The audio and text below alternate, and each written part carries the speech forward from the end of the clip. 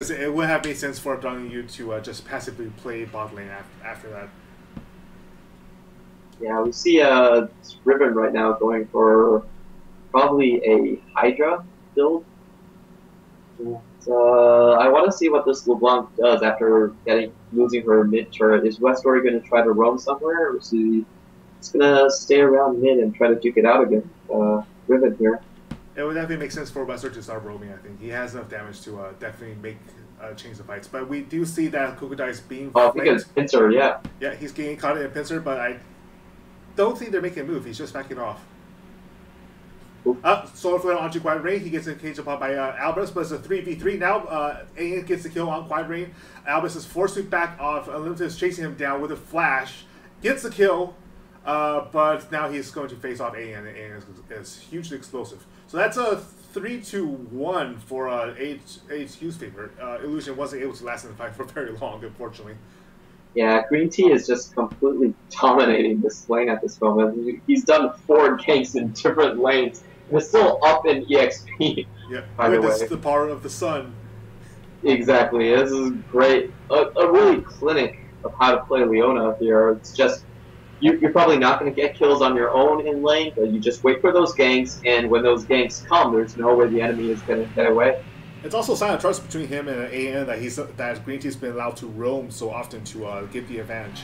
Because Quiet Rain, Unlimited Quiet Rain should theoretically be able to take care of AN on their own, but they've not been allowed to dominate that bot lane.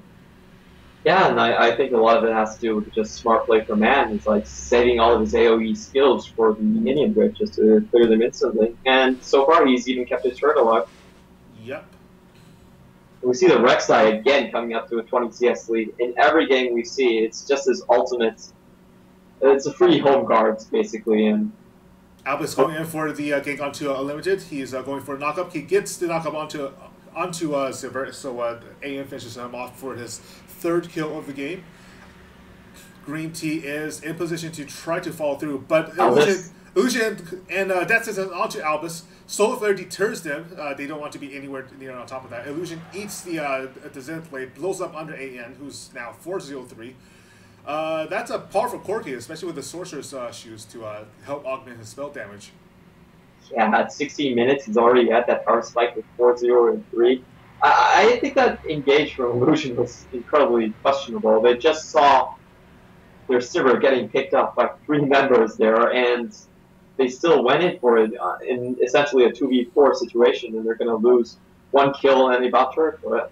Yeah, the judgment was a little wrong there. Even if you hook onto somebody, they don't have the damage to finish them off fast enough. Kukodai is also engaged upon by Westor and Ziv. Ziv takes a huge chunk of damage from the ult, but Westor is finishing him off. Yeah, that was just very last auto attack on the nick of time. Maple Snow is eating the slow for Mr. Albus, who gets knocked up with ooh, wow. That was a huge whiff on the ultimate there. Albus is finished off by Illusion though, who gets his ultimate onto Ziv. Illusion is taking a whole bunch of damage from Westor though, and Ziv gets away safely. Westor dies to Illusion's punch. That was some really good play from Illusion right there. He knew the Zenith Blade was going to connect. Kill. They're just too far ahead in this lane by now. I don't think Illusion knew the Zenith Blade was going to connect, so he uses R instantly, and the R negates all crowd control. I don't think that Elite is necessarily playing badly, but he's been put so far behind by Quiet Rain's deaths that he's pretty much finished off in seconds. I'm willing to bet that those question marks we saw in the bot lane were probably cleaned by Unlimited. Yeah. Here we see the replay here. Actually, it takes 2 of them, almost all of her DPS to take down this Riven. Yeah, especially with the... Wester goes back here. This is a really good play from Albus. You see he sticks really close to Maple Snow, just right on the right-hand side of her, dodges the entire ultimate, but here comes Illusion. Knock, Stalking Blade goes down, and they finish Rek'Sai off. That's the play I'm talking about. Illusion used passing her ultimate just to avoid the CC chain. Westward going in, flash distortion, goes under tower, but gets hit by the Q from Illusion. Just barely nicked. He was already on the way back to his Sigil by the time the punch landed. Yeah, I think he was going to hit him with a Q, and that would probably have finished off Illusion. But Illusion able to proc up his passive and also get the mini CC off on Westdoor right there to keep himself alive and get the kill. Yep, Kukudai is definitely proving his worth on the team right now. Westdoor is just defending the turret at this point. Trying to keep the tunnels up as well, but that's not going to last very long. They don't actually have a lot of weight clear for either team here. There's just some on the tip. Zhonya's Hourglass to stall out Kukudai's damage. He takes the Solar Flare, but doesn't quite get stunned long enough. So Westdoor still goes down, but it's a 1-1 trade between the mid laners. Yeah, that could have been a lot better for Kukudai. Actually, he mistimed his ultimate right there. For you folks watching out there, it's 2.5 seconds for Zonya, so you should always try to remember and time that. Yep. Quiet Rain unfortunately almost got the death sentence on HQ, but wasn't able to complete it. I think that would have been an advantage in don't use advantage in the jungle if they had that hook. But he's not been doing too well. I think his hook hit rate has been pretty low as well. Dragon start by AHQ.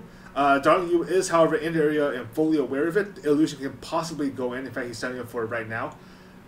He misses. No, Albus gets a smite. Yeah, that was a really good play there from Quiet Rain and Illusion, just dropping the Lantern and the Illusion queuing in. But yeah, very low risk. That was very low risk, potentially high reward. They didn't get the reward, but at least they didn't suffer anything for it. So that's at least acceptable rather than advantage. Yeah, so Darling Yu and AHQ now even in the Dragon Town, one apiece. And we're seeing this Riven actually going to try top lane. This is interesting here. Does Ziv know about this? Well, Ziv knows about it now. Yeah. It's a good thing to remember not to rip walk into the full minion wave. Yeah. Albus ults into the jungle to at least start farming up again. Ziv is forced to back off. I think he's a little afraid of that Riven. I would be too. That's a 3-4 Riven. Even if she's not having a positive KDA, that's still a risky gambit for. Oh, she's waiting. She's waiting for it. But Albus is fully aware of it. Gets the knockup. There's a teleport going down from a Maple Snow, but Kukudai is first to fall. Westdoor leaps away, but dies to a Maple Snow's fall through. Ziv and Albus is just forced to back off. And overall, that's just a 1-for-1 trade. I think Kukudai played that a little too. Yeah, he got a little. It was cocky again. It was cute. It was a cute attempt by him, but it didn't quite fall through. Yeah, I think he should have tried to back off and just wait for the reinforcements. Yeah. It was pretty obvious Albus was either going to check with a Prey Seeker or check with a Ward, and he was still waiting there. He basically got insta-bursted there by Albus. Yeah. So overall, 1-for-1 turret trade here. Are we going to see the replay again? Professor Randuin's Chilling Spine goes out. Kukudai still doesn't have time to do anything. Doesn't even get his ult off. Quiet Rain comes in. The shock and awe, I believe, comes in from Illusion. Takes Westdoor down. Westdoor dies without actually getting any damage off. Albus flash outs of the situation and just a 1-for-1 trade and 1-for-1 turret trade. I'd say slightly for HQ right there, just because the mid turret's probably more important. I kind of want to say I'm a little surprised that Westdoor isn't performing too well on LeBlanc. The lane should have been... Well, neither of the mid laners are necessarily doing impressively. They've both died 5 times each, but that's more because of the jungle focus on both of them, I think. Yeah, I think a lot of that comes down to the first kill that Kukudai secured there. It was a pretty telegraphed move, honestly. Q1, Q2 flash into Stun Ignite. But obviously Westdoor hasn't seen that many ribbons in mid lane, so he fell for that. And I think that's why we see the matchup actually being this close. Indeed, indeed. Let's see. Ziv is almost finished with his own Hourglass, so he's going to be a lot more effective in the engages pretty soon. Kukudai walks... Okay, so he does see the Vision Ward. Westdoor is trying to get a stun on him. He gets hooked by Quiet Rain. That's a pretty good hook, actually, into a flame to the box. The fight starts off near the Dragon. Quiet Rain is poked down low by AN, but AN's being chased down by Illusion, who's focused on Green Team instead. Westdoor is still left. Okay, so Quiet Rain is down. Maple Snow's now isolated in the focus of 3 champions. So Westdoor is using the chains to lock up Kukudai. Kukudai goes down. This is overall a route for AHQ. It's a 3-1 trade with only Ziv as a casualty on AHQ side. Yeah, a couple of misplays there. I don't think Quiet Rain should have blew the box on just LeBlanc. He didn't even block the box, actually, and Ziv could have flashed out a little bit earlier to save his life, but didn't actually get it. some really nifty moves by Westor there to W in, get the distortion damage, and then instantly distortion back. He avoided completely the Cassiopeia ult right there, so Maple Snow only managed to get Ziv in that engage, and overall just a huge win for AHQ, who's now riding on a 7k gold lead. 7k gold lead and 6-0 Corky. That's Oh a lot of damage. And with a Bloodthirst on him as well to mitigate the damage coming out from Riven and from Kukudai and Maple Snow. We've been seeing a lot of second item, either Blade of the Ruin Kings or Bloodthirster for Corky as a second offensive item, and it kind of depends. The Blade of the Ruin King actually does more damage, but if you want the HP shield here and slightly more sustained, then going for the Bloodthirster is the better choice, and this is what he's chosen here just to avoid the burst from Maple Snow and Kokodai. Indeed. It looks like he's also finished off this. I think that might be a Last Whisper from the pickaxe, but that we'll see about that. Right now, let's just finish off the red. Last Whisper. Yeah. Each team is going back to their own corners. Dragon up in 51 seconds. It's Darling U really needs to get a good combo. I don't think. Oh, good! I knocked down to half health with a single rotation from AN. So yeah, that Corky is really strong right now. Yeah, that's kind of the reason why Riven isn't such a popular pick these days anymore. But Green Tea gets the hook from quiet range while the rest of the Darling U was waiting in the wings to initiate the attack. But it's Leona. She procs Eclipse, and now she's really thinking and walks off with still like half of her health.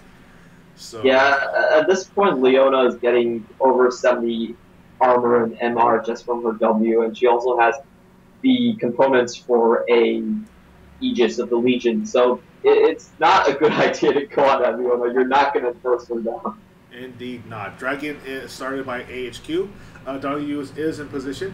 Green Tea spotted out by the Lantern, but frankly, they're not in position to try to do anything about it. They're too slow to rotate down mid, so they're now being chased by AHQ. I think AHQ is on their third Dragon now. This is getting really difficult from Darling U. Essentially, second Dragon. Yeah, it's the second Dragon actually. Maple Snow out of position. Oh, lock up on Maple Snow. Chased down by Albus. Albus is right in the middle of the entire team, so he's quick to go down. He's not that tanky. Ziv is waiting in the wings to try to get an assassination on them. Illusion goes down, but he's so far the only victim. Maple Snow being chased down by Ziv, but he's dead. Westor picks off the kill. That fight could have gone far worse for Darling U. I was surprised that Maple Snow actually managed to survive that long. He was definitely on the verge of dying for most of the fight. Yeah, that Abyssal really doing work right there. He took a full burst from Westor but didn't go down, so props to him. But still a win out from AHQ coming here. Yeah. It turns out that Abyssal Scepter is a really good idea against a double assassin comp like from HQ. Mm-hmm. Who would have thought about that? Well, I was just about to say that right now it's going to be incredibly hard for Darling U to actually start any fights, because if you look at their front line, none of them are going to survive against Corky with a Last Whisper and the burst damage from Rek'Sai. Rek'Sai is also pretty tanky. They basically have to wait for a counter initiation to even stand on the same footing in team fights, so a lot of the Vi initiation is pretty much gone from their composition, and also the Sivir speed up is just going to be for kiting purposes. Yeah, there's too much mixed damage from HQ. They have. Oh no, Illusion is caught trying to get his own blue, but AN's finishing him off. Meanwhile, Kukudai does finish off the outer bot lane turret on HQ's side though, so at least they're tying up on the turret counts. Although frankly, dying at their own blue like that is kind of embarrassing for them. It's really not something. Oh wow. Kukudai wastes his ult. Oh no, that was really badly planned. Westor actually gets the advantage there with a single Zonias, and it was a bit of a telegraph Zonias too, so I'm surprised he used his ult like that. Yeah, I don't think that would be a good trade. First of all, Westor actually got some of the shield down. Oh, action here. Unlimited takes a knock up from Albus. Albus is doing a ton of true damage to him. He falls through with I forgot what's called, the underground dash. Ziv, okay, so unfortunately, Ziv took too long to teleport into the fight, so Mabel's no